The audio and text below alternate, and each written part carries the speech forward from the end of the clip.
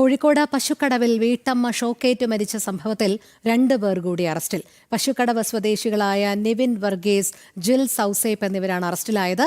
നേരത്തെ അറസ്റ്റിലായ ദിലീപിന് ഇലക്ട്രിക് കെണി ഒരുക്കാൻ സഹായിച്ചവരാണ് പിടിയിലായത്. അനഘ ഹർഷൻ ചേരുന്നു. അനഘ, പറയൂ കൂടുതൽ വിവരങ്ങൾ.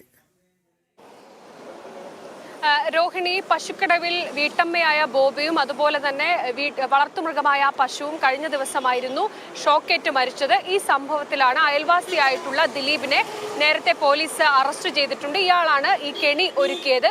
ഈ സംഭവവുമായി ബന്ധപ്പെട്ട് ഇപ്പോൾ മറ്റു 2 പേരെ കൂടി പോലീസ് അന്വേഷണ സംഘം അറസ്റ്റ് ചെയ്തിരിക്കുകയാണ്. ഈ ദിലീപിന് കെണി ഒരുക്കാൻ സഹായിച്ചവരായിട്ടുള്ള അറക്കൽ പറമ്പിൽ നിവിൻ വർഗീസ്, അതുപോലെ ജീൻസ് ഔസേപ്പ് എന്നിങ്ങനെ ഈ 2 പേരെയാണ് പോലീസ് ഇപ്പോൾ അറസ്റ്റ് ചെയ്തിരിക്കുന്നത്. ഇവർ 2 പേരും ഈ ഇലക്ട്രിക്കൽ കെണി ഒരുക്കാൻ ഈ ദിലീപിനെ സഹായിച്ചവരാണ്.